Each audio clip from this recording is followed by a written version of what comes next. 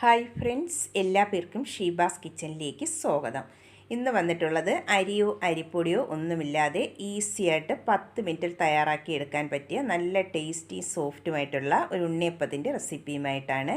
വിഷുവിനൊക്കെ നമുക്ക് എളുപ്പത്തിൽ ട്രൈ ചെയ്ത് നോക്കാൻ പറ്റിയ നല്ല ടേസ്റ്റി ആയിട്ടുള്ള ഉണ്ണിയപ്പമാണ്. എല്ലാ പേരും ഒന്ന് ട്രൈ ചെയ്ത് നോക്കണം. എന്നിട്ട് ഫീഡ്ബാക്ക് അറിയിക്കാൻ മറക്കരുത്. വീഡിയോ ഇഷ്ടമാകുന്നെങ്കിൽ ഒന്ന് ലൈക്ക് ചെയ്തും കൂടെ സപ്പോർട്ട് ചെയ്യണേ. എന്നാൽ നമുക്ക് ഈ ടേസ്റ്റി ആയിട്ടുള്ള ഉണ്ണിയപ്പം എങ്ങനെയാണ് തയ്യാറാക്കിയെടുക്കുന്നതെന്ന് നോക്കാം. അതിനായി ഞാനിവിടെ ആദ്യം ഒരു ബൗൾ എടുത്തിട്ടുണ്ട്. അതിലേക്ക് നമുക്ക് 1 കപ്പ് റവ ചേർത്ത് കൊടുക്കാം. ഇനി റവ എടുത്തിട്ടുള്ള അതേ അളവിൽ തന്നെ 1 കപ്പ് വെള്ളവും കൂടെ ചേർത്ത് കൊടുക്കാം. ഇനി ഇത് രണ്ടും കൂടെ നമുക്ക് നന്നായിട്ട് ഇനി ഒന്ന് മിക്സ് ചെയ്തിട്ട് എടുക്കണം. ഇതിപ്പോൾ നന്നായിട്ട് ഇനി ഒന്ന് മിക്സ് ചെയ്തെടുത്തിട്ടുണ്ട്. ഇനി നമുക്കിത് അടച്ചു വെച്ചതിന് ശേഷം ഒരു 5 മിനിറ്റ് ഇതൊന്ന് റെസ്റ്റ് ചെയ്യാനായിട്ട് മാറ്റി വയ്ക്കാം. അപ്പോൾ റവയെല്ലാം നന്നായിട്ട് ഇനി ഒന്നും കൂടെ ഒന്ന് കുതിർന്ന് സോഫ്റ്റായിട്ട് കിട്ടും.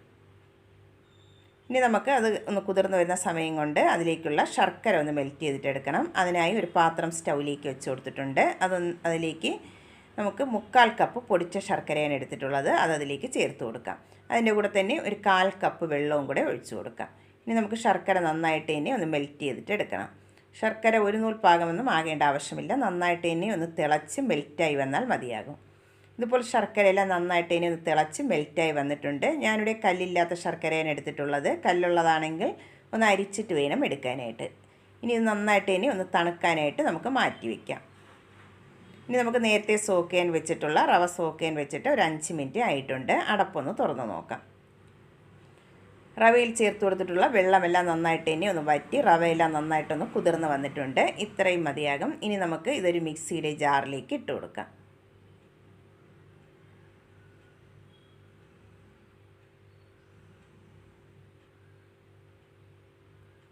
ഇനി അതിലേക്ക് ചേർത്ത് കൊടുക്കേണ്ടത് നേന്ത്രപ്പഴമാണ്. നന്നായിട്ട് പഴുത്തിട്ടുള്ള ഒരു മീഡിയം സൈസുള്ള പഴമാണ് ഞാനിവിടെ എടുത്തിട്ടുള്ളത്. ഇനി നമുക്ക് ഇതിൻ്റെ തൊലിയെല്ലാം കളഞ്ഞതിന് ശേഷം ഒന്ന് കട്ട് ചെയ്തിട്ട് എടുക്കണം. പഴം ഇവിടെ ഇതുപോലെ ഒന്ന് കട്ട് ചെയ്തെടുത്തിട്ടുണ്ട്. കട്ട് ചെയ്ത പഴം നമുക്ക് ആ റവയുടെ കൂടെ ചേർത്ത് കൊടുക്കാം. ഇനി അതിലേക്ക് നല്ലൊരു ഫ്ലേവറിനായിട്ട് ഒരു 1/2 ടീസ്പൂൺ ഏലക്കാപ്പൊടിയും കൂടെ ചേർത്ത് കൊടുക്കാം. അതിൻ്റെ കൂടെ തന്നെ മധുരം ഒന്ന് ബാലൻസ് ചെയ്യാനായിട്ട് ഒരു 1/4 ടീസ്പൂൺ താഴെ ഉപ്പും കൂടെ ചേർത്ത് കൊടുക്കാം.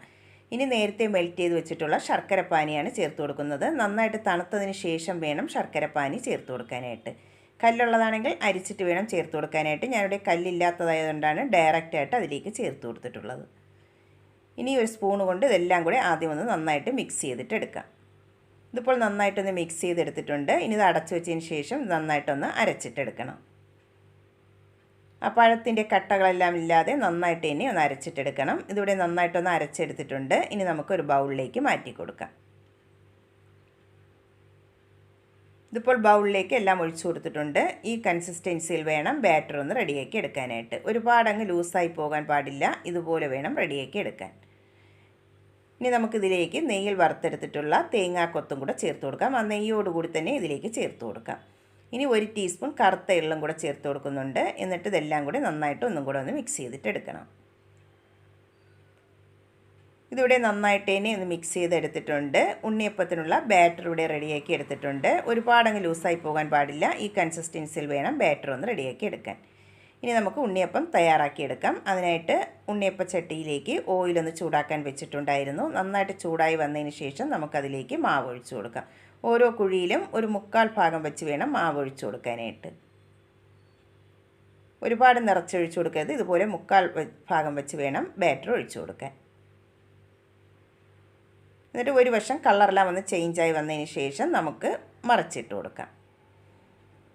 ഇതിപ്പോൾ ഒരു വശം നന്നായിട്ട് ഇനി ഒന്ന് ഫ്രൈ ആയി കളറെല്ലാം ഒന്ന് ചേഞ്ചായി വന്നിട്ടുണ്ട്. നമുക്കിനി മറിച്ചിട്ട് കൊടുക്കാം. ഇനി മറുവശവും കൂടെ ഒന്ന് ഫ്രൈ ചെയ്തിട്ട് എടുക്കണം.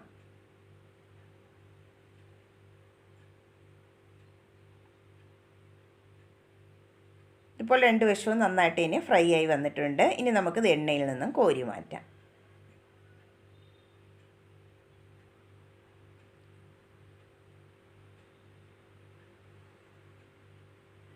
ഫസ്റ്റ് സ്റ്റെപ്പ് ഇവിടെ റെഡിയാക്കി എടുത്തിട്ടുണ്ട്. ബാക്കിയുള്ളതും കൂടെ നമുക്ക് ഇതുപോലെ ഒന്ന് റെഡിയാക്കിയിട്ട് എടുക്കാം. എല്ലാം ഞാനിവിടെ ഒന്ന് റെഡിയാക്കി എടുത്തിട്ടുണ്ട്. അരിയോ അരിപ്പൊടിയോ ഇല്ലാതെ ഇൻസ്റ്റൻ്റായിട്ട് നമുക്ക് 10 മിനിറ്റിൽ തയ്യാറാക്കി എടുക്കാൻ പറ്റിയ നല്ല ടേസ്റ്റി സോഫ്റ്റുമായിട്ടുള്ള ഉണ്ണിയപ്പമാണ്. എല്ലാവരും ഒന്ന് ട്രൈ ചെയ്ത് നോക്കണം. എന്നിട്ട് വീഡിയോ ഇഷ്ടമാകുന്നെങ്കിൽ ഒന്ന് ലൈക്ക് ചെയ്യാനും സബ്സ്ക്രൈബ് ചെയ്ത് സപ്പോർട്ട് ചെയ്യാനും മറക്കരുതേ. പുതിയ വീഡിയോയുമായി കാണുന്നവരെ താങ്ക്സ് ഫോർ